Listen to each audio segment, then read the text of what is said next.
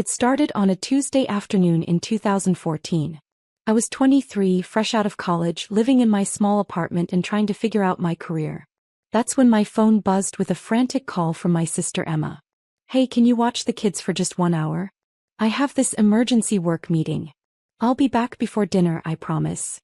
Emma was 28 then, with 4 children ranging from 2 to 8 years old. Tyler, Madison, Chloe, and baby Lucas. Her husband had left her 6 months earlier, and she was struggling to keep everything together. Family helps family, right? That's what Mom always taught us. 1 hour turned into 6 hours. Then overnight. Then the entire weekend. "I got called into another meeting," she'd text.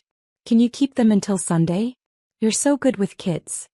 Sunday became Monday. Monday became a full week. The emergency work meetings multiplied like rabbits. Each time Emma had a different excuse. Client crisis. Overtime opportunity. Training seminar. Networking event. Always something that would set her up for success and benefit the kids in the long run. My small one-bedroom apartment transformed into a daycare center overnight. I bought bunk beds with my savings. Filled my refrigerator with goldfish crackers and juice boxes. Learned the intricate art of braiding an 8-year-old's hair at 6 a.m. before school. Baby Lucas was still in diapers, crying through the night while I rocked him back to sleep, then dragged myself to my entry-level marketing job the next morning on 3 hours of sleep. "Emma, when are you picking them up?" I'd ask during our brief phone calls. "Soon. This week has been crazy. You're amazing with them though. They love you so much. Just a few more days until things settle down." A few more days became a few more weeks.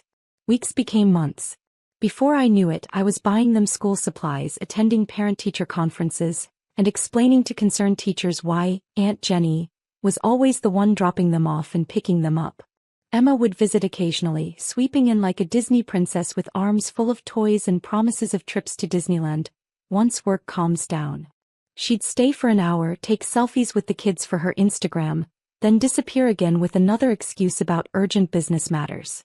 "Where's Mommy going?" little Chloe would ask, watching Emma's car pull away. "She'll be back soon, sweetheart," I'd lie, knowing it would be weeks before we saw her again. The financial strain was crushing. For kids eat a lot. They need clothes that fit, school supplies, medicine when they're sick, and activities to keep them occupied. My entry-level salary barely covered my own expenses, let alone supporting 4 additional people.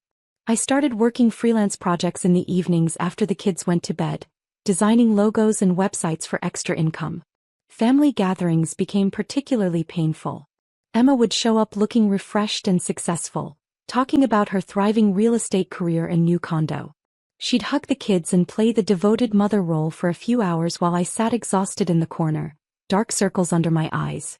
"Emma's doing so well for herself," relatives would say. "She's really turned her life around after the divorce. And Jenny, you're such a good aunt, helping out occasionally," they'd add, completely unaware that I hadn't had a full night's sleep in 2 years. Emma never corrected them. She'd smile and nod, accepting praise for her successful co-parenting arrangement, while I bit my tongue. By year 3, the kids called me Mama Jenny. Tyler, now 11, had stopped asking when his real mom was coming home. Madison, 9, would get angry when Emma visited because it meant disruption to our routine. Chloe, 7, had attachment issues and would cry for hours after Emma left. Lucas, now 5, barely remembered living anywhere else. I enrolled in night school to finish my business degree, studying textbooks while helping with homework, writing papers during Saturday morning cartoons. The kids adapted to our unconventional life. They learned to be quiet during my video conference calls, to help each other with simple tasks, to understand that Mama Jenny worked very hard to take care of everyone. "Why can't we live with real Mommy?" Madison asked one evening while I helped her with math homework. "This is just temporary," I said, the same lie I'd been telling for 3 years. "She's working hard to get a better job so she can take care of you." But Emma's social media told a different story. Weekend trips to wine country. Date nights at expensive restaurants. Shopping sprees and spa days. Always alone or with new boyfriends, never with her children. Year 4 brought new challenges. Tyler needed braces. Madison wanted to join the soccer team. Chloe required speech therapy. Lucas started asking difficult questions about why other kids lived with their mommies but he lived with Aunt Jenny. The costs kept mounting while my own dreams of graduate school, travel, or even dating remained on permanent hold. Emma's visits became more sporadic.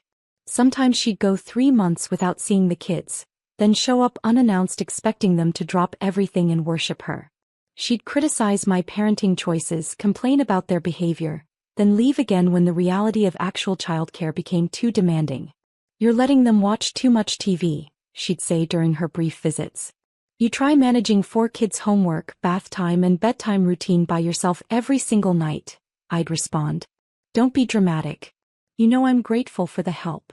Help. After 4 years of full-time parenting, she still called it help. The breaking point came during year 5. I was 28, watching my college friends get married, buy houses, and start their own families while I remained trapped in a life I never chose. Emma announced she was moving to a bigger city for an amazing career opportunity. "It's temporary," she assured me. "Just a year or 2 until I get established. You don't mind keeping the kids a little longer, right? They're so settled with you." A little longer. 5 years was already a little longer. "Emma, I can't keep doing this. I've put my entire life on hold. These are your children." "You're being selfish," she snapped. "I'm working hard to build a better future for them. You think raising kids is hard? Try building a career as a single mother. At least you get to see them grow up." At least I get to see them grow up. As if I should be grateful for sacrificing my 20s to raise her children while she pursued her dreams. Years 6 through 8 blurred together in a haze of school events, medical appointments, homework supervision, and sleepless nights when someone had nightmares or stomach bugs. I advanced in my career despite the constraints, eventually becoming a marketing manager with flexible work-from-home options. The kids adapted to our rhythm. I was their stability, their constant, their real parent in every way except biologically. Emma's visits became holidays-only affairs. Christmas and birthdays, when she'd arrive with expensive gifts and expect instant gratitude. She'd take the kids for a few hours, return them cranky and overstimulated, then disappear for months. The kids learned not to get excited about her promises because they were rarely kept. "Why does Mommy say she'll take us to the zoo but never does?" Lucas asked when he was 8. "Some people have trouble keeping promises," I explained, trying not to poison them against their mother while also protecting them from constant disappointment. Year 9 brought teenagers. Tyler was 17, Madison 15, Chloe 13 and Lucas 11. They needed different things now. Emotional support through first heartbreaks. Guidance about college applications. Help navigating social pressures. I attended every school play, every basketball game, every parent-teacher conference. I was the emergency contact, the permission slip signer, the person who knew their friends, their fears, their dreams. Emma remained a stranger who showed up occasionally with criticism and demands for gratitude. "They're so disrespectful when I try to parent them," she complained after Tyler refused to hug her during her last visit. "You can't parent someone you see twice a year," I replied. "I'm their mother. That should mean something. Being a mother means more than biology, Emma. It means being present." She didn't understand. She'd created these 4 beautiful human beings, then walked away from the hard work of actually raising them. She wanted the title without the responsibility, the credit without the sacrifice. By year 10 I was 33 years old. I'd never been married, never traveled internationally, never lived alone, never had the freedom to make spontaneous decisions. Every choice I made had to consider 4 other people. Every dollar I earned went toward someone else's needs. Every dream I had took a backseat to homework help and soccer practices. The kids were my life and I loved them fiercely. But they weren't supposed to be my children. I was supposed to be the fun aunt who visited on weekends and sent birthday cards. Instead, I'd become their sole parent while Emma got to play the role of exciting visitor. The final straw came on a Wednesday morning in March 2024. Tyler was preparing for college applications, Madison was dealing with teenage drama, Chloe was struggling with anxiety, and Lucas was having behavioral issues at school. I was juggling work deadlines while managing 4 different crises when Emma called. "I need you to bring the kids to me this weekend. I'm getting married and my fiancé wants to meet them." 10 years. 10 years of no support, minimal visits and sporadic phone calls. Now she wanted to parade them in front of her new man like accessories. "Emma, Tyler has SAT prep this weekend. Madison has a basketball tournament. They can't just drop everything. You're being difficult. I'm their mother. I should be able to see my children when I want. You are their mother. So start acting like one. What's that supposed to mean? It means you don't get to abandon them for a decade and then demand they rearrange their lives for your convenience. I never abandoned them. I've been working hard to. Stop. Just stop with the excuses. You've been working hard on your career, your social life, your new relationships. You haven't been working hard on being their mother. You're being cruel. I do my best. Your best is showing up twice a year with gifts and expecting forgiveness? The call ended with Emma screaming about my ingratitude and threatening to reclaim her children whenever she wanted. I stared at the phone, shaking with 10 years of suppressed anger and resentment. That evening, I sat the kids down for a conversation we should have had years ago. I need to tell you something important. I've loved raising you, but I was never supposed to be your primary parent. I was supposed to help your mom, not replace her. Tyler, now 17 and wise beyond his years, looked at me with understanding. We know, Jenny. We've always known. You've been more of a mom to us than she ever was, Madison added. What happens now? Chloe asked, anxiety creeping into her voice. Now I make a choice. I can keep enabling your mother by allowing this arrangement to continue, or I can force her to step up and be the parent you deserve. Lucas, now 13 and struggling with identity issues about his absent mother, asked the question that broke my heart. Are you going to leave us too? I'm not leaving you. I'm giving your mother a chance to be your parent. If she can't handle that responsibility, we'll figure out a legal arrangement that protects you. The next morning I did something I should have done 10 years earlier. I packed 4 suitcases with their belongings, loaded them into my car and drove to Emma's office building.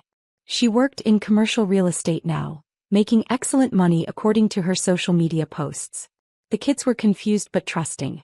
We'd had conversations about their mother's absence over the years, and they understood this wasn't about them being unwanted.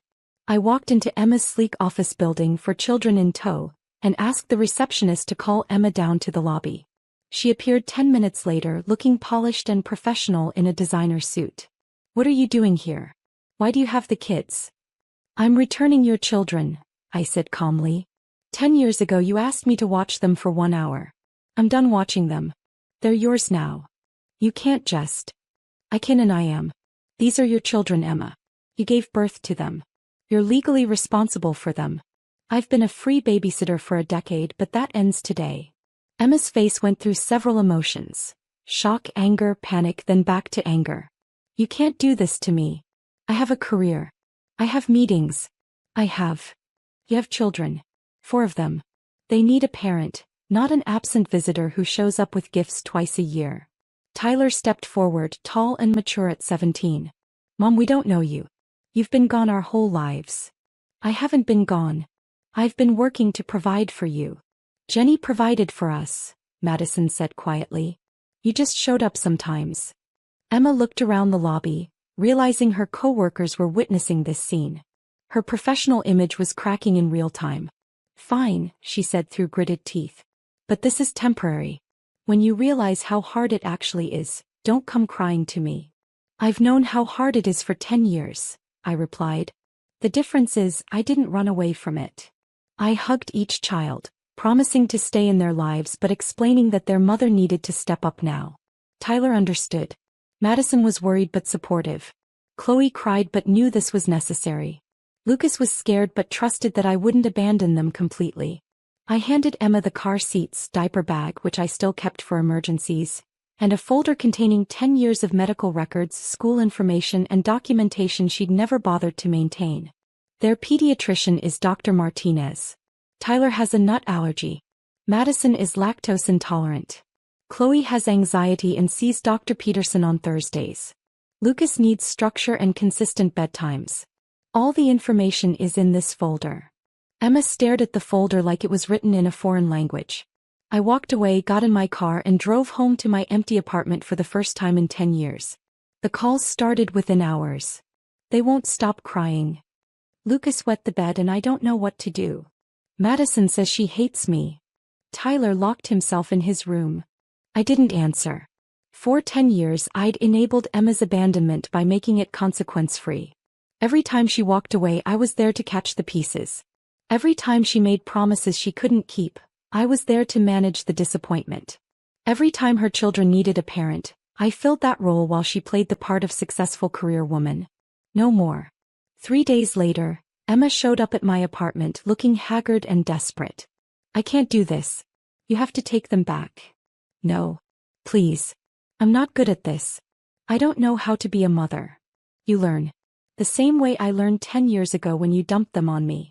That's different. You're naturally good with kids. I wasn't naturally good at anything. I was 23 years old with no experience. I learned because I had to. Because there were 4 children who needed someone to step up. I'll pay you. Whatever you want. This isn't about money, Emma. This is about you taking responsibility for the children you created. But my career. Millions of parents manage careers and children. Figure it out. Emma left angry, threatening legal action and claiming I'd kidnapped her children. I documented everything over the years. Her absences, my expenses, my role as primary caregiver. Any legal investigation would reveal the truth about who'd been parenting these children. A week later, I received a call from Tyler. Jenny, Mom hired a nanny but she doesn't know anything about us. Can you tell her about my college applications? I had to make a difficult decision. I could step back in and rescue everyone, or I could hold firm and force Emma to figure out her own parenting. Tyler, you need to tell your mother about your college applications. She's your parent. She needs to learn about your life. But she doesn't understand. Then help her understand. You're almost an adult. You can advocate for yourself and your siblings. It was the hardest phone call I'd ever made.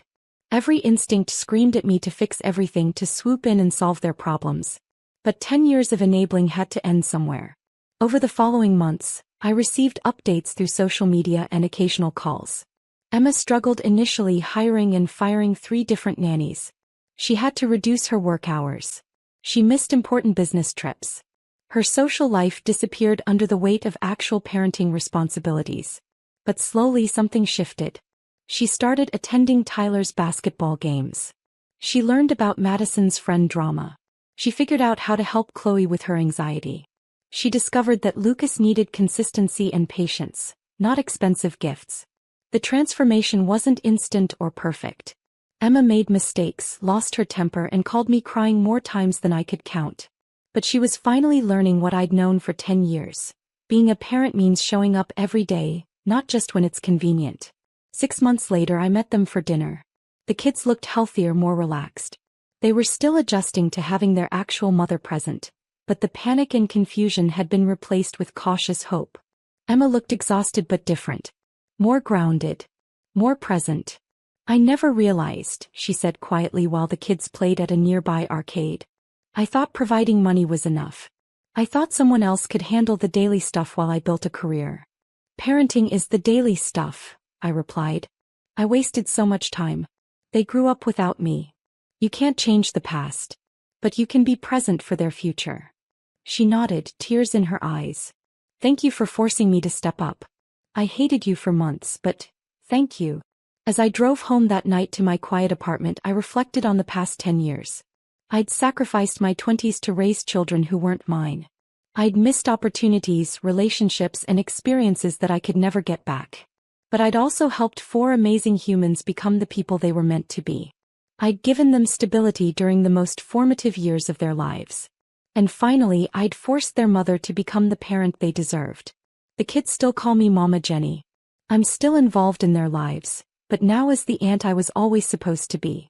Emma handles the day-to-day parenting, the school meetings, the bedtime routines, the endless cycle of laundry and lunches and homework help. Sometimes I wonder what my life would have been like if I'd said no on that first Tuesday afternoon in 2014. Would I be married by now? Would I have traveled the world? Would I have climbed higher in my career without the constraints of 4 dependents? I'll never know. But I do know this. Sometimes love means saying no. Sometimes helping someone means stopping the help that enables their dysfunction. Sometimes the greatest gift you can give someone is forcing them to step up and become who they're supposed to be. Emma is finally a mother.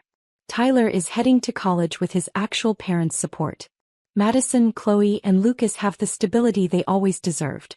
And I have my life back 10 years later than planned, but with the knowledge that I helped raise 4 incredible humans who will always be part of my heart. Sometimes the most loving thing you can do is walk away and let people face the consequences of their choices. It took me 10 years to learn that lesson, but it was worth every difficult moment. You don't need a divorce or any assets, Mark said, zipping his suitcase with a smug finality. Just accept it and move on. His smirk made my blood boil, but I kept my face neutral, watching my husband of 12 years pack up his life like it was nothing more than a weekend getaway.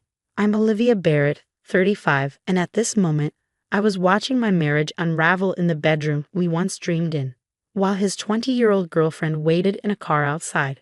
The same house we built together, the one that was supposed to be our forever. So that's it? I asked, my voice far steadier than I felt. You're just leaving with Amanda and expecting me to stay legally married while you play house with her. He paused, raking a hand through his graying hair he'd started dyeing recently, a detail that now screamed midlife crisis. Look, a divorce would be messy, he said. This way's cleaner. You keep the house. I keep my assets. Everyone's happy. I nearly laughed. Almost. Everyone's happy, I repeated, soft and sharp. Is that what you tell yourself at night to sleep? He gave me that look, tired, irritated, impatient, the one I'd seen more and more over the past year. Don't start with the guilt trips, Olivia. We both knew this was coming. Things haven't been right for a long time. Of course they hadn't been right, not since the late nights at the office where Amanda just happened to intern. Not since the secretive texts, the locked phone, the way he picked apart everything I did, from my job to the clothes I wore. You're right, I said, surprising us both with a calm in my voice. Things haven't been right, but I think the rot started a lot earlier than you realize. He didn't catch it, too busy checking his watch. Amanda was probably getting restless. Young love has no patience. I left enough money in the joint account to cover bills, he added, like a parting gift. I'll handle my stuff from Amanda's place. No legal mess, no drama. It's fair. Fair. I thought of the meetings with my lawyer, the documents tucked away in my home office, the plan I'd crafted while he was busy playing the carefree boyfriend. Mark always did underestimate me. Thought I'd just take whatever scraps he threw my way. A horn honked outside. Amanda's way of hurrying him along. Mark grabbed his suitcase and headed for the door, pausing just long enough to say, "Don't make this harder than it needs to be, Olivia. This is the best solution."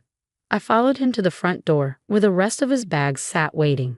Through the window, I saw Amanda in her red convertible, flawless, checking her makeup in the mirror, oblivious in a way only the young can be. "You know what, Mark?" I said as he hoisted his bags into her trunk. "You're right, this is the best solution." He turned to me, caught off guard. "Really?" "Really," I smiled. "Go live your new life. Don't worry about me." He hesitated, unsure. This wasn't the scene he rehearsed in his head. No tears. No begging. Just calm compliance. "Good," he said finally. "Glad you're being reasonable." As he slid into the passenger seat, I called out, "Oh, and Mark, enjoy the next 2 weeks." He frowned. "What does that mean?" I only smiled and waved as Amanda's car pulled away, disappearing around the corner of our quiet suburban street. Inside, I went straight to my office and opened my laptop. Time to begin. He didn't know I'd been ready for this. I'd seen the signs, and while he was planning his new beginning, I was quietly gathering evidence, every lie, every shady transaction, every late night that didn't add up. I grabbed my phone and sent a single text to my lawyer. "He's gone. Time for phase 1. The reply came instantly. "Everything's set. Filing Monday morning." I looked around my house. It felt different already. Lighter. Mark thought he'd outmaneuvered me, that he could keep his wealth, his reputation, and still have Amanda on the side, while I quietly stayed tethered to his name. But he forgot who I am. For 12 years, I ran this household, managed our finances, built our life. While he was chasing his second youth, I was preparing for his exit. I picked up a photo from my desk, our wedding day. We were young, glowing, back when his smile still felt real. I flipped it face down and slid it into a drawer. 2 weeks, I whispered. Just 2 weeks until everything changes. My phone buzzed again. "Kate?" Did he really leave? Yes, just like we thought. "Dinner tomorrow. I have stories." I closed my laptop, poured a glass of wine, and stood in the quiet. Mark thought he'd walked away with everything. But the truth, he'd left it all behind.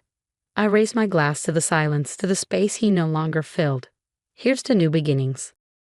Exactly 2 weeks after Mark left, my phone rang just as I was finishing my morning coffee. His name flashed across the screen. I answered with measured calm. "What do you mean my cards are declined?" He barked, skipping any greeting. Panic edged his voice. "I just tried to pay for breakfast. Nothing works. Even the ATM says my account is frozen." I took a slow sip of coffee. "Oh, that? Yes, I got a notice this morning. The bank flagged some suspicious activity and froze our joint accounts. Standard protocol, really." "Standard protocol?" he snapped. "Fix this, Olivia. Amanda and I have brunch reservations at—" "I can't," I said, cutting him off. Apparently, the bank noticed some large transfers to an account in Amanda's name. Funds I definitely didn't authorize. They're looking into it as potential fraud. The line went quiet. What did you do?" he asked, voice stripped of its usual bravado. "Me," I feigned innocence. "I just reported unauthorized use of our accounts. Thought maybe your identity had been stolen.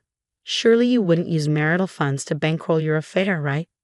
I heard Amanda's voice in the background asking what was wrong, followed by the unmistakable sound of Mark breathing harder. "You've probably noticed your credit cards are frozen too," I continued casually. "Credit card companies take fraud reports seriously. Very efficient when it comes to locking things down." "This is insane," he hissed. "I'll just call the bank and—" "And say what?" I asked sweetly. "That you needed the funds to play house with your 20-year-old intern, while still legally married. Best of luck with that." My doorbell rang, right on schedule. "Hold on, Mark," I said, not bothering to mute the line. "Someone's at the door." I walked to the entryway and opened it. Officer Sanders stood there, crisp uniform and clipboard in hand. "Mrs. Barrett, hear about the financial fraud report." I made sure Mark heard me loud and clear. "Yes, officer, please come in. I've got all the documentation ready." "Olivia?" Mark's voice came through the speaker, rattled now. "Wait. Who's at the house? What's happening?" "Just the police, Mark. Standard procedure, remember." He cursed under his breath. "Listen, we can talk about this. I'll come over and—" "Oh, before I forget," I said, stepping back into the living room, "you should know I filed for divorce. Your lawyer should have the papers by now, and so does Mr. Peterson." The line went dead silent. Amanda's father, the senior partner at Mark's firm, the man who just promoted him, and the man who now had copies of every bank transfer, every hotel receipt, every charge tied to Amanda and billed to our accounts. "You didn't," he said hoarsely. "I already did. The home equity withdrawals you made to help Amanda buy her car. Those are of particular interest to the authorities." Officer Sanders took a seat as I wrapped up the call. We'd already gone through the evidence last week. Today was just protocol. "Olivia, please," Mark said, voice shaking. "We can work this out. I'll sign whatever you want." "How generous," I said. "Unfortunately, it's not up to you anymore. The investigation is already underway. Oh, and you may want to check your email." I ended the call and turned to Officer Sanders. "Shall we get started?" He nodded, professionally calm, though I caught the hint of a smile. He'd seen his fair share of these cases and likely enjoyed watching justice served. For the next hour, we reviewed everything: the gift receipts, the unauthorized transfers, the hotel stays, the timeline that lined up just a little too neatly with Mark's late nights at work. It was all there, neatly cataloged. My phone kept buzzing. "Please call off the investigation. I'll move back home. We can fix this. Amanda's father is furious." I didn't reply. By lunchtime, the story had made its way through our social circle. Kate called, her voice bubbling with excitement. "You should see the chaos at Mark's office," she said. "Peterson is livid. Amanda's crying in the parking lot, screaming that Mark lied about being separated. It's a full-blown soap opera." I smiled into my coffee. "How dramatic." Kate laughed. "So are you actually pressing charges?" "That depends on Mark," I said. "The divorce papers outline his options. Sign and agree to my terms, or I pursue criminal charges. He has 24 hours. A new text came in. "I'll sign. Anything. Just stop this." I forwarded it to my lawyer, then leaned back into the silence of my home. My home secured in the divorce agreement. The one asset Mark had tried so hard to protect, now entirely out of his reach. He thought he could rewrite the rules, that he could walk away clean, keep the house, the money, me as a legal safety net, while he played fantasy husband to someone else. What he forgot was that I've always been the one keeping everything together. My phone buzzed once more. Mark signed. Divorce finalized in 90 days. Congratulations. From my lawyer. I smiled, deleted his number, and set my phone down. Sometimes revenge doesn't need drama or destruction. Sometimes it's just showing someone exactly who you became while they were too busy looking away. 6 months after Mark signed the divorce papers, I stood in my new kitchen with a cup of coffee, reading an email from my lawyer. The divorce had been final for 3 months, but I was still seeing the effects of everything Mark had done. The email said, "Just a quick update. Mark was asked to leave the firm yesterday. Mr. Peterson didn't want someone with bad judgment and ethics as a partner." I closed my laptop, feeling a mix of emotions. Not joy, exactly, just a sense of peace. Life has a way of setting things right. Later that morning, my friend Kate came over, holding a bottle of champagne and grinning. "Did you hear the news?" she asked as she sat on my new sofa, the first piece of furniture I bought after redecorating. "Amanda's engaged. Already?" I raised an eyebrow. "To someone her age," Kate said, opening the champagne. "She says she wants someone more emotionally mature." Her words. We laughed. Mark had thrown away 12 years of marriage for a relationship that didn't even last 2 months. "What about Mark?" I asked. "Last I heard, he's living with his brother. Still job hunting. Not easy when your last boss won't recommend you." I nodded, thinking about how Mark had always been so sure of himself and his job. He never thought everything could fall apart so fast. "Do you have any regrets?"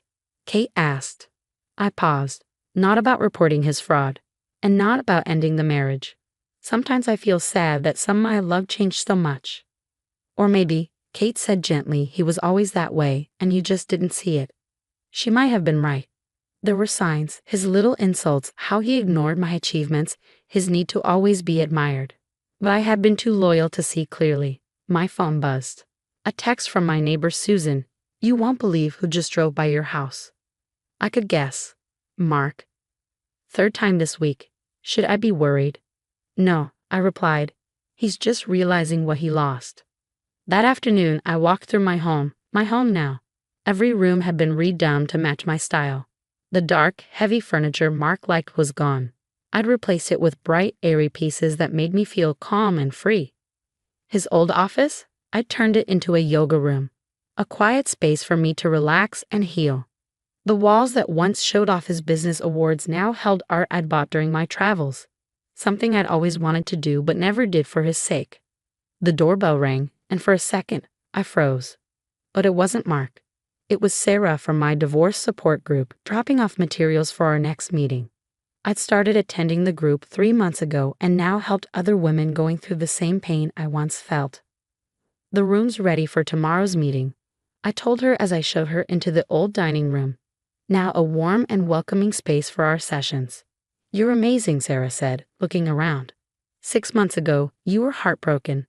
Now you're helping others and doing so well." I smiled, remembering those early days of pain. Sometimes the hardest moments in life help you find your true strength.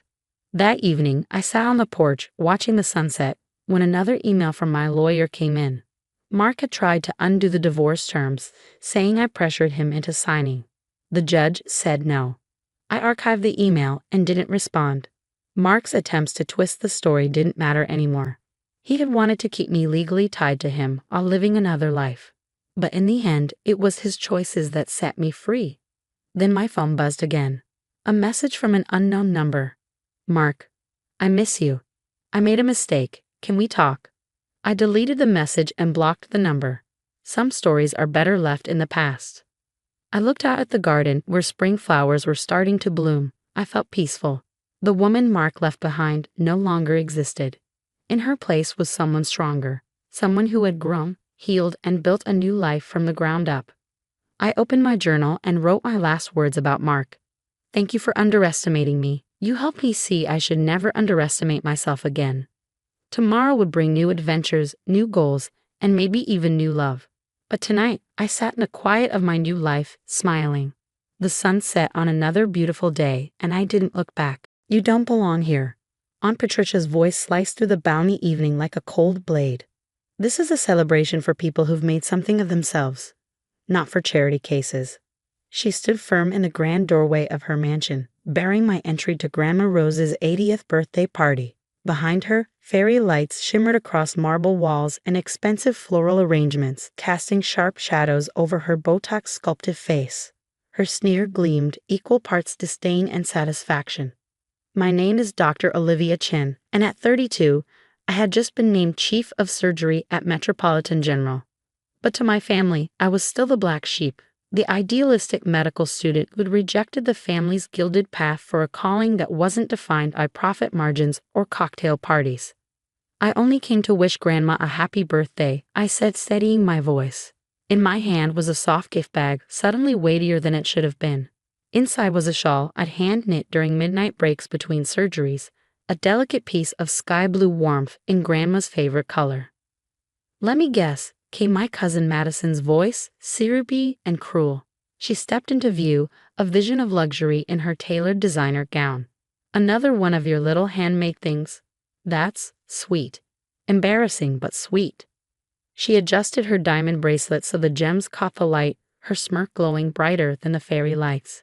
It wasn't their words that stung, not really. I'd grown callous to the digs, the sideways glances. It was the sound of laughter from inside, of clinking glasses and Grandma's voice floating through a speech I wasn't invited to hear. It was the smell of lemon cake, Grandma's favorite, drifting out to the porch, once a scent of comfort. Now it only curled in my stomach like smoke. "Fine," I said softly, setting the gift down on the step like something sacred. "Please make sure she gets this." I turned to go. Behind me, Madison didn't bother lowering her voice. "Can you believe she's still at that public hospital? Such a waste of talent.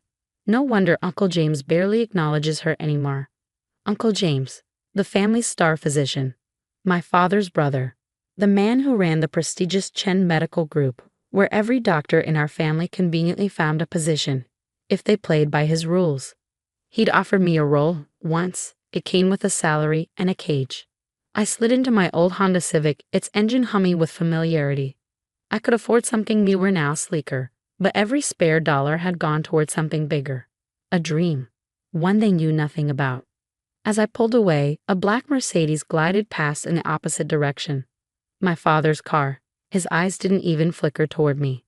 The next morning, I stood in my armor again, my white coat, crisp and commanding, in the surgical wing of Metropolitan General. My name badge caught the light. Dr. Olivia Chen, Chief of Surgery. Dr. Chen. I turned to see Sarah, one of the residents, hurrying toward me. "The board's here early. They want to review the trauma center proposal." I nodded, confidence returning with every step. This was where I belonged, not in banquet halls, but in places where lives hung in the balance. Where I mattered. The conference room buzzed with anticipation. The hospital board members had gathered to hear about the project I'd nurtured for years. A state-of-the-art level eye trauma center designed to serve the city's most vulnerable. "Your proposal is ambitious," said Mr. Thompson, the board chair. "But the funding." I clicked the first slide of my presentation. "I've secured $50 million from private donors and grants. With the hospital's match, we can break ground in 6 months." Gasps and murmurs of approval rippled across the room. This project, my project, would revolutionize emergency care in our city. My family thought I was toiling in obscurity, but I was building something that would outlive every cocktail party they'd ever thrown. After the meeting, my phone buzzed. A message from Madison. "Sorry you missed the party. But honestly, it's better this way. The photos look so much more elegant without you in them." I didn't reply. Instead, I turned to my window, where the construction crews had already begun laying the foundation for the trauma center. Soon, my name would be etched into its walls, not because of a last name, but because of sleepless nights, grit, and relentless belief. They called me a charity case. They had no idea I was about to change the face of emergency medicine in this city. And I knew one thing for certain. The day was coming when they'd walk through the doors of my trauma center, seeking help, salvation, or maybe just a second chance. And when they did, they'd learn what real legacy looks like. As I reviewed my surgical schedule for the next day, I smiled. They had banished me from their world. But I was building my own. The sound of hammers and drills echoed in the distance, a rhythm of progress louder than their sneers. And though I couldn't know it yet, our next encounter would come sooner than I imagined, and it would change everything. 6 months passed in a blur, a relentless tide of surgeries, strategy meetings, and construction milestones. And now, at last, the trauma center was nearly complete. Its glass and steel facade glistened against the skyline like a promise fulfilled. In just 2 weeks, the world would see what I'd built, what I fought to bring into existence. I was in my office reviewing the final equipment orders when Sarah burst through the door, breathless and pale. "Dr. Chen," she gasped, "multiple vehicle collision on the interstate. 2 critical patients, one with severe internal bleeding." I was already grabbing my coat. "Names?" She hesitated. Her eyes met mine. "It's your Aunt Patricia." And Madison was driving. The air left the room. For a split second, time froze, then instinct took over. "Prep or 1 and 2, I ordered, already halfway to the emergency bay. Patricia's the bleeder." Sarah nodded. "Yes, but Dr. Chen, are you sure you should?" "I'm the best trauma surgeon in this hospital," I said firmly. "And that's all that matters right now." The wail of sirens greeted me outside the ER as the ambulances pulled in. I caught sight of 2 familiar figures rushing through the sliding glass doors. My father and Uncle James, their faces pinched with panic. They froze when they saw me. "Olivia," Uncle James looked stunned. "What are you doing here?" "I'm the chief of surgery," I said, stepping aside as the stretcher rolled past. "And I'm about to save your wife's life." Aunt Patricia lay unconscious, blood soaking her expensive blouse. Her once meticulously groomed hair was matted with sweat and crimson.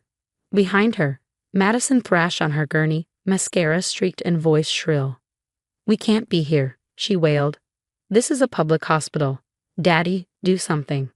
A nurse turned to Uncle James. "Sir, Metropolitan General is the only level 1 trauma center within 50 miles. With injuries this severe, they need to be here." I was already assessing Patricia's vitals. "She's crashing. Massive internal bleed. Or 1 now." I turned to my team. "Dr. Evans, take Madison. Likely concussion, fractured ribs, stable but watch her closely." My father stepped forward. "Maybe we should transfer them to James's facility."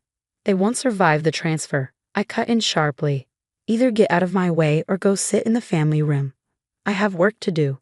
Hours later, I stood in OR1, hands deep in what remained of Aunt Patricia's ruptured abdomen. Every motion was deliberate. Every second mattered. The irony wasn't lost on me. This woman, who had locked me out of family celebrations, now had her life in my hands. Through the observation window, I could see Uncle James pacing helplessly. He was a skilled surgeon in his own right. But his world was elective procedures and pristine clinics. This was my arena. The chaos, the urgency, the real fight.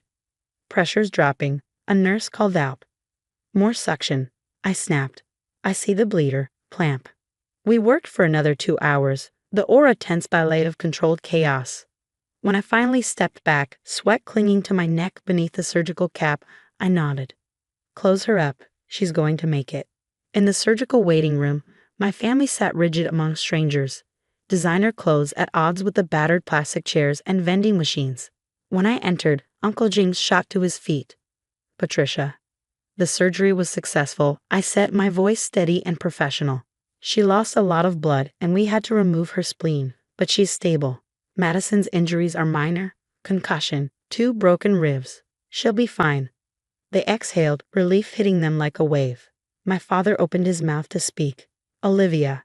But he didn't get the chance. Mr. Thompson appeared at my side, flanked by a small camera crew. "Dr. Chen." Perfect timing. "We're filming final interviews for the opening ceremony. Would you mind saying a few words?" Uncle James blinked. "Found her?" I smiled. "Of course." I turned to face the camera, composure flawless. "The Chen Emergency and Trauma Center opens next week," I began. "This facility was built to ensure that world-class trauma care is available to everyone, not just those who can afford it." As I spoke, I saw it, on every face in the room. Shock, disbelief, and for the first time, shame. Behind them, visible through the tall windows, Workers were finishing the installation of gleaming silver letters across the front of the building.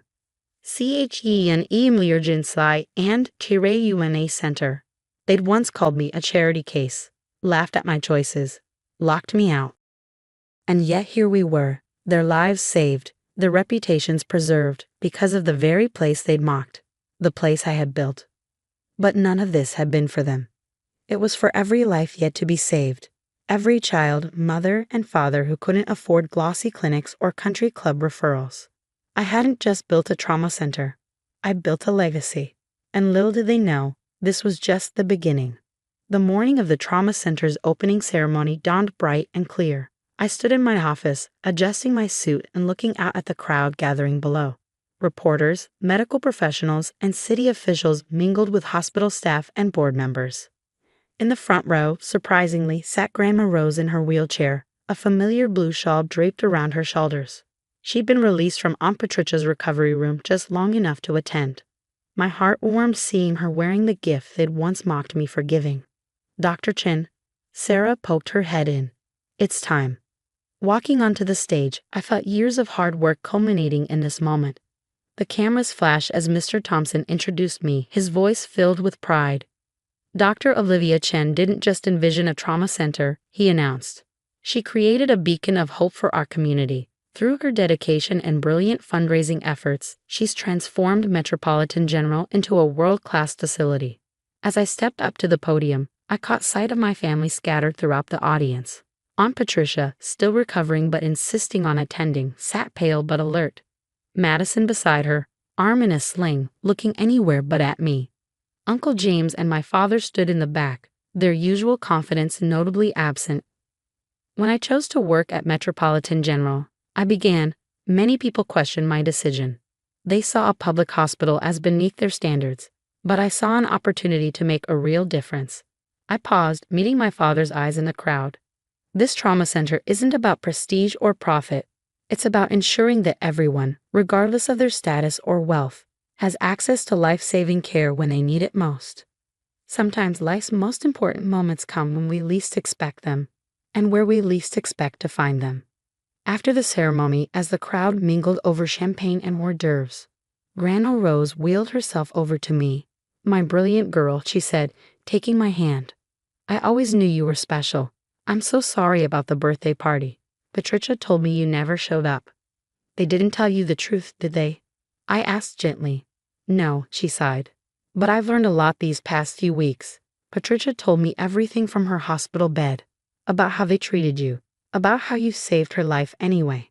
Before I could respond, Aunt Patricia approached slowly, still moving carefully from her surgery. Olivia, she said, her voice quieter than I ever heard it.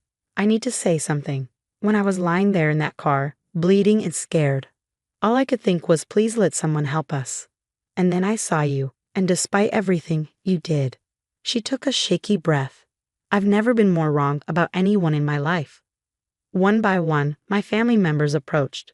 Madison mumbling an awkward thanks, Uncle James admitting that my trauma surgery skills surpassed anything he'd seen. My father struggling to find words to bridge the gap years of dismissal had created. The next family event, Grandma Rose announced firmly, is next Sunday. Dinner at my house. And Olivia, my dear, you're not just invited. You're the guest of honor. I smiled, touching the soft blue shawl around her shoulders. I'd like that. Later that evening, after the crowds had gone and the excitement had died down, I walked through the halls of my trauma center. The plaque by the entrance caught my eye. The Chen Emergency and Trauma Center, where every life matters. My phone buzzed with a text from Madison. The family group photos from Grandma's birthday look weird without you. Maybe we can take new ones on Sunday. I smiled, remembering her words from 6 months ago about the photos looking more elegant without me. Sometimes the best revenge isn't about getting even. It's about rising above and creating something meaningful. The emergency alert system suddenly blared to life. Multiple trauma incoming. 4 minutes out. I grabbed my white coat, heading toward the emergency bay. Success hadn't changed who I was or why I'd chosen this path. I was still Dr. Olivia Chen, and I had lives to save. But now finally I had something else too. A family who saw me for who I really was. Not bad for a charity case they'd once been ashamed to claim as their own. You're too dumb to even check the property records, Marcus said with a smirk, tossing his keys on the kitchen counter with a loud clink. Amanda and I have owned this house for weeks. Pack your stuff, you're out. I stood at the sink, calmly washing dishes while my husband of 12 years bragged about giving our family home to himself and his 26-year-old girlfriend. The same house we bought 5 years ago, with my inheritance. Nothing to say. He pushed, annoyed that I wasn't crying or begging. No tears. No fight. I dried my hands, turned around, and smiled. No, Marcus, no tears. But you might want to check those records again. My name is Olivia Parker, and I'm 38 years old. I was watching my marriage fall apart, but I wasn't surprised. I saw the signs a long time ago, the late nights, secret texts, locked phone. The biggest red flag was when he suddenly got interested in the deed to our house. "Where's the house deed?" he asked one morning, acting casual. "The bank needs it." I knew then he was up to something. I've worked in real estate law for 15 years. Banks don't randomly ask for deeds. That night, I made some important phone calls. Now, as Marcus stood there looking proud, I thought about my conversation with my friend Thomas, who works at the county records office. "Someone's asking about your property," he told me. "Looks like they're trying to change the deed." I didn't say anything to Marcus. I just acted quietly. While he thought he was being smart, I was already protecting myself. "You know what's funny?" I said, leaning on the counter. "For a guy who says he's so smart with business, you missed a big detail." His smile faded. "What are you talking about? Did you even read what you forged, or did you just think it would work out your way?" His face turned serious. "I don't know what you think you know, but the house is in my name now. Amanda and I are moving in next week. You're leaving." I pulled out my phone, opened a photo, and slid it across the counter to him. "Look at this first." His hands shook as he picked up the phone. On the screen was a certified copy of the real house records, not the fake ones he filed. His face changed from confused to shocked. This can't be right," he said. I changed. "You tried to change it," I said. "But 3 months ago, I filed a protection order. You can't change the deed without both our signatures. Your forgery triggered alerts." He went pale. "You knew." "I've known for months, Marcus. About Amanda, about your plan to steal the house. Everything. I just wanted to see how far you'd go." I took my phone back, calm and clear. "By the way, what you did is illegal. The district attorney has the documents you filed." He gripped the counter, his knuckles white. "You're bluffing." "Am I?" I pulled out another paper, a complaint I filed with the police, including proof of his fake documents. "Did you forget I've worked in property law for 15 years? Did you really think I wouldn't protect myself?" He started pacing, running his hands through his hair. I'd seen that nervous habit too many times. "This isn't happening," he whispered. "Amanda and I had it all planned." "Oh, Amanda," I said, letting a bit of anger show. "How is the new paralegal? Did she tell you about her past, trying to take property from the last 2 men she dated? Or did you miss that part of her resume?" He froze. "What are you talking about?" "You should have done some research. Amanda has a history. The police already have files on her." Months ago, his reaction might have hurt me. Now it only proved what I already knew. He gave up 12 years of marriage for someone using him the same way he tried to use me. "Olivia," he began, voice smaller now. "We can talk." "No, Marcus, we can't. You made your choice when you tried to steal my home and move your girlfriend in. Now you live with the consequences." I picked up my purse and placed a business card in front of him. "My lawyer's number. Talk to her. Don't contact me again." As I walked to the door, Marcus called after me, panicked. "Where are you going?" I turned back. "I'm going home. You know, the house that's still legally mine. The police will be here in 20 minutes to talk about your little scam. I'd start packing if I were you." As I closed the door behind me, I heard the keys fall from his hands. Reality had finally hit him. He thought he could outsmart me and take everything. Instead, he was about to learn a hard lesson. I sat in my car, hands steady on the wheel, and smiled just a little. This wasn't the end.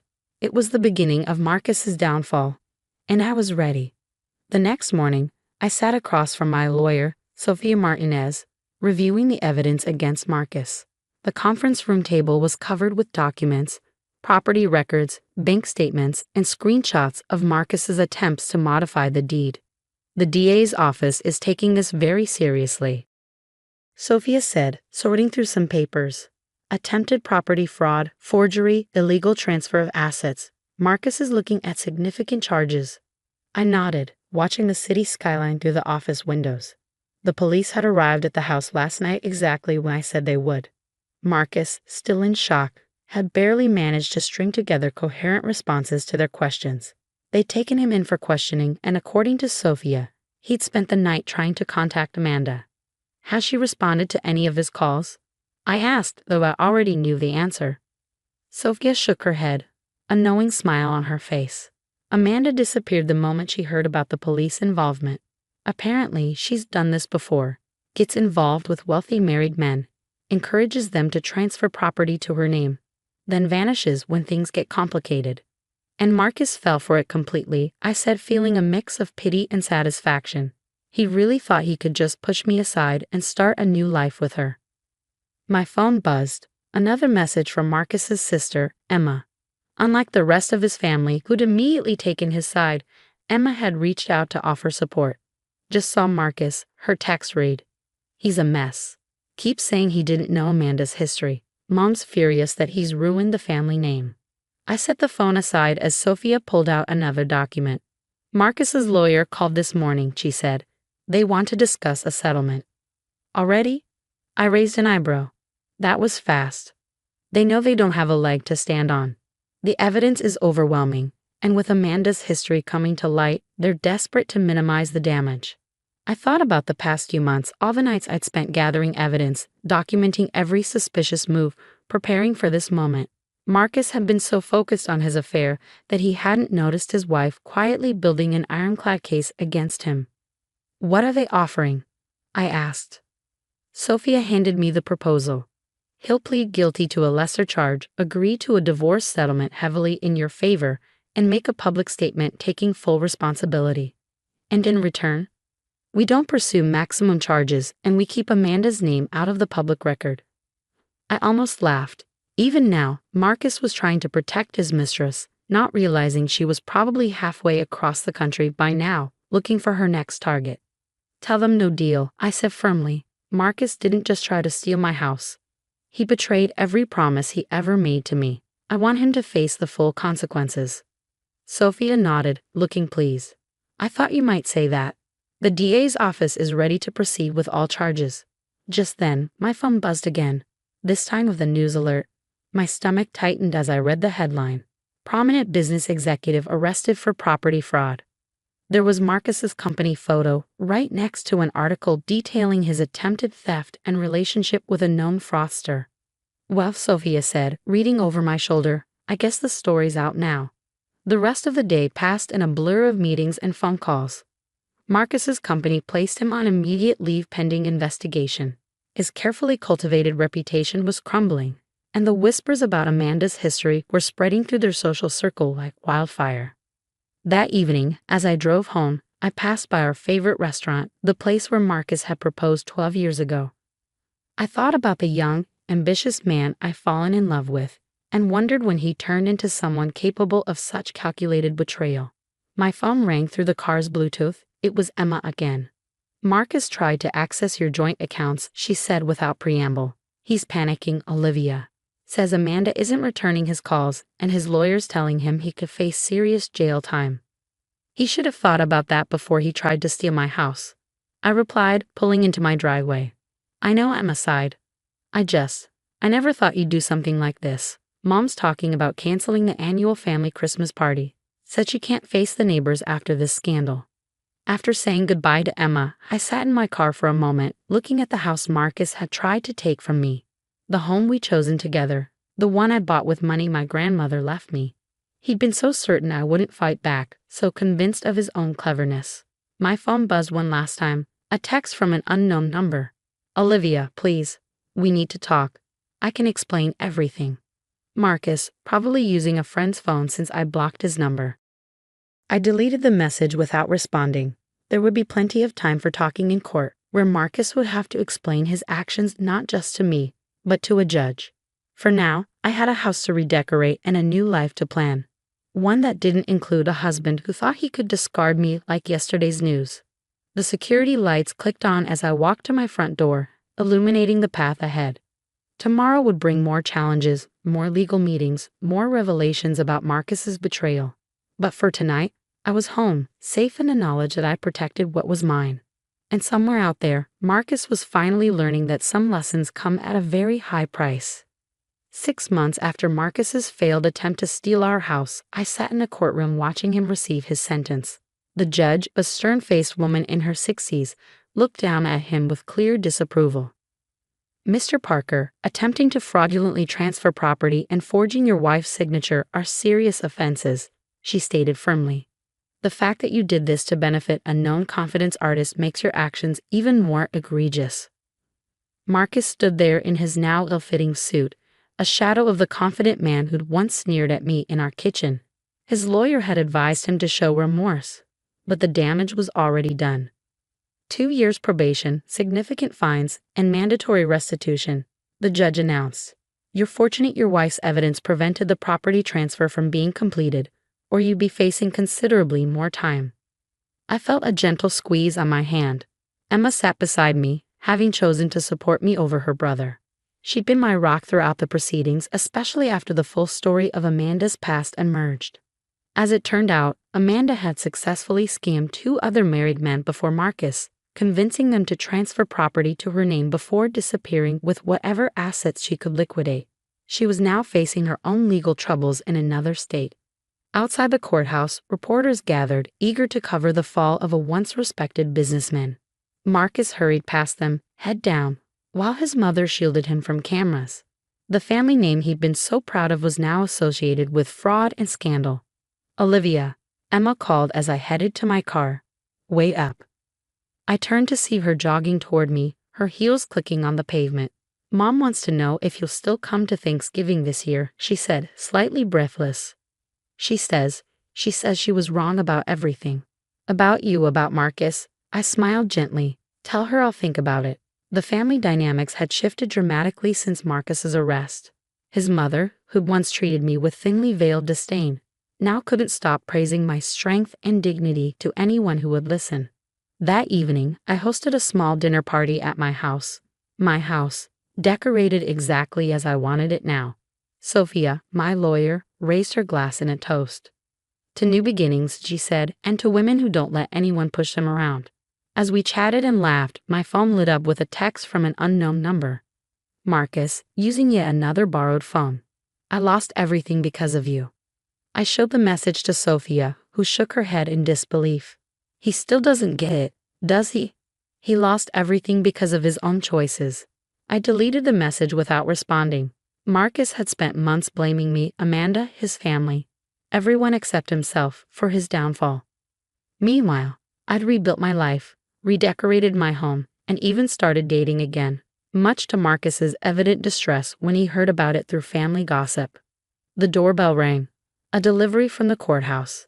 Inside was my final divorce decree and updated property documents, officially confirming my sole ownership of the house. As I signed for the package, I remembered Marcus's smug face the night he thought he cleverly outmaneuvered me. Later that night, after my guests had left, I sat on my back porch with a glass of wine, looking at the garden I'd replanted.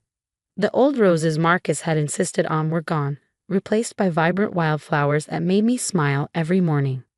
Emma had texted one last update. Marcus was moving in with their parents, his assets frozen, his reputation in tatters. The company had officially terminated him after their internal investigation revealed he'd been using company resources to facilitate his affair with Amanda. "Remember when he used to say I was too stupid to handle our finances?" I texted back. Funny how things turn out. The night air was cool and fresh, carrying the scent of my newly planted jasmine. In the end, Marcus's attempt to discard me had led to his own undoing. He thought I was an easy target, someone he could bully and deceive. Instead, he learned that underestimating me was the biggest mistake of his life. I picked up my phone one last time, opened Marcus's latest message, and finally typed a response. "You're right about one thing, you lost everything. But that was your choice, not mine. Goodbye, Marcus." Then I blocked this number too, set down my phone, and looked up at the stars. Tomorrow would bring new challenges, new opportunities, and new adventures.